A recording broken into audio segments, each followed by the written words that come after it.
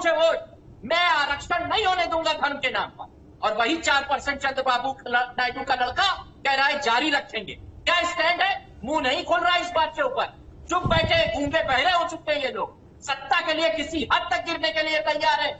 चलिए एसएन जी के पास चलते हैं। आपने तमाम जो आरोप हैं बीजेपी पर लगाए, एसएन जी से जवाब ले लेते हैं। एसएन जी, इसी के साथ मेरा ये सवाल है, विभागों का बंटवारा तो कर दिया गया है, लेकिन क्या सहयोगी दल इससे खुश नजर आएंगे और क्या 5 साल तक आगे भी खुश रहेंगे? एक और सवाल मेरा यहाँ पर आपसे, ये निर्बाध तरीके से अभी तक बीजेपी के जो फैसले थे, चाहे मोदी सरकार 1 या मोदी सरकार 2.0 की बात करें, वो आगे भी जारी रहते थे, लेकिन इस बार स्थितियां और परिस्थितियां दोनों ही अलग होगी। और ऐसे में जब सामने मजबूत विपक्ष नजर आ रहा हो तो किस तरीके से बीजेपी से देखिए?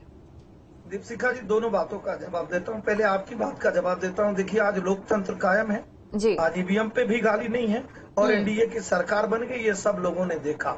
और ये जरूर आपको बताना चाहूंगा कि भारतीय जनता पार्टी और सहयोगियों के साथ जो सरकार है वो पूर्णतः 5 वर्ष पूरा करेगी, बहुत मजबूती के साथ। जो दूसरे लोग हैं वो गाली देने का कार्य चुनाव में भी किया और आगे भी करते रहेंगे। अब दीपशिखा जी, अपने मित्र की बात को जवाब तो फूल बरसा रहे थे पूरे चुनाव। प्रियंका जी, एसएन जी को बोलने दीजिए जी। किसी ने समाजवादी पार्टी को वोट नहीं किया, हम नहीं मानेंगे। हम नहीं मानेंगे कि राम तो मंगलसूत्र याद आ रहा के नाते समाजवादी पार्टी को वोट मिला। हम नहीं मानेंगे कि वाराणसी में और कानपुर में विस्फोट कराने के नाते लोगों ने समाजवादी पार्टी को वोट नहीं किया। और दीपशिखा जी, हम ये भी नहीं मानेंगे कि लड़के हैं, गलती हो जाए के नाते समाजवादी पार्टी को वोट मिला। और जो मछली कांड करते थे अपराधियों को मछली खिलाने का, उसके नाते भी वोट किया, ऐसा नहीं मानेंगे। हम ये जरूर मानेंगे कि हर जगह एक विरोधी विचारधारा होती है, विरोधी विचारधारा एक हुई और षड्यंत्र का शिकार हुई। कुछ लोगों ने कहा कि हम नोट देंगे, आप वोट दीजिए। आप देखी होंगी अब सभी महिलाएं कांग्रेस के दफ्तर में नोट के बदले वोट वाली जो कहानी थी, वो लंबी लंबी लाइन लगा के अपने नोट को मांग रही है। भैया वो नोट कहाँ गया? हाँ, निश्चित तौर पे ये जरूर कहेंगे कि ऐसी अहंकारी, जातिवादी, परिवारवादी, घोर ऐसे कर्म करने वाली सरकार कभी समाजवादी पार्टी की रही जिसको जनता ने साथ छोड़ा। और अपने मित्र बड़े भाई को कहना चाहूंगा कि आप संभालिए अपने आप को, कोशिश करिए।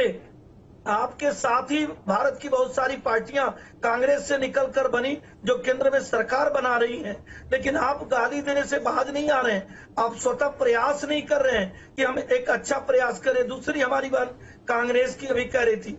देखिए दीपशिखा जी, कांग्रेस की सरकार जहां जहां रहती है उसके अत्याचार और हाहाकार को आप देखना चाहेंगी। पंजाब में इनकी सरकार रहती है, मादक द्रव्यों की तस्करी बढ़ जाती है।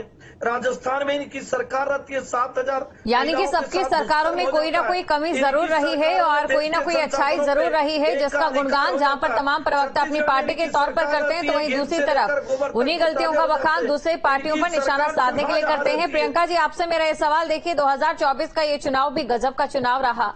कांग्रेस खुश है कि पहले से ज्यादा सीटें कांग्रेस के हाथ लग गई, सपा खुश है, सपा का प्रदर्शन बेहतर हो गया, बीजेपी खुश है, एनडीए की सरकार बन गई, और ईवीएम भी खुश है कि उस पर अब किसी ने आरोप नहीं लगाया।